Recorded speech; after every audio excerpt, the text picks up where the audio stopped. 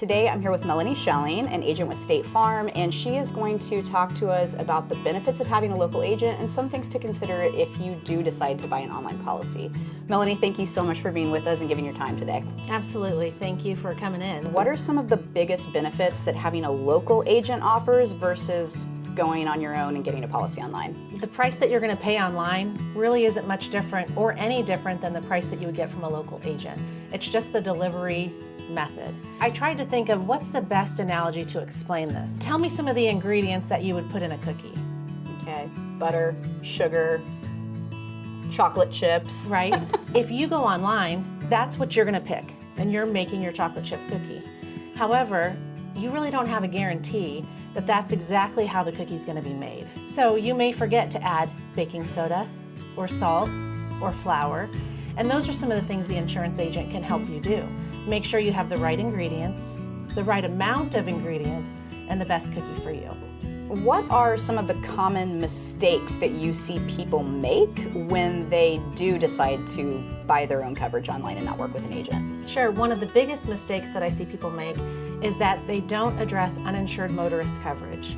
They say, okay, I know I'm required to have liability coverage by the state, and I have a loan, so I'm required to have full coverage, and that's really all I want or all I need.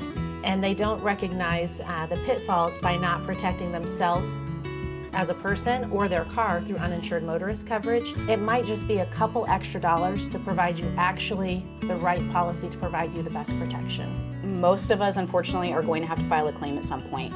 When that time comes and you're filing a claim, what specifically does a local agent provide that people might not get if they went online and bought that policy?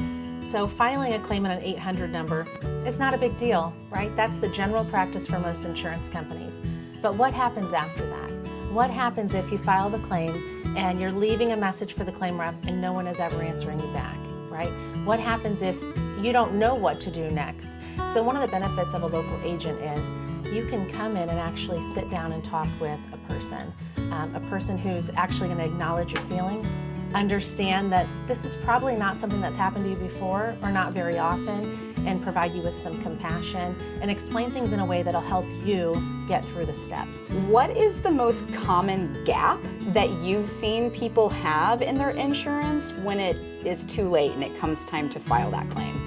You know, the gap has changed over time, what that looks like. The biggest gap that I see is people start their insurance policy and then they never look at it again. Why is this a problem? Well, the problem is because the assets that you have when you're 22 years old getting your first apartment aren't the same. You're not the same person. You don't have the same needs or needs for protection that you have when you're 30, when you're 40, when you're 50. Today, people are buying cars that are $50, $60, $70, $90,000. They might only have $25,000 protection for damaging someone else's property, or they might only have $50,000 or $100,000. Well, if you're at fault in an accident and you rear-end a car and push it into another car, and both of those cars happen to be nicer or newer cars, $100,000 is not going to go very far in repairing or replacing the damage to those people's property. You've given us a lot of really good information and a lot of good insight into what a local agent can do for you versus going it alone and buying a policy online. But let's talk to the people out there who have kind of made up their mind. They've decided an online policy is just the way I want to go. I think I can figure it out. I know what I need. What's one piece of advice or one thing that you would say to that person as they kind of start that journey of getting their own insurance online? Be very careful and make sure that you read up on exactly the company that you're selecting and what the coverage really is. Some of the biggest pitfalls I see with people that are just purchasing online is, for example, they may not know with certain companies who's covered to drive the car, right?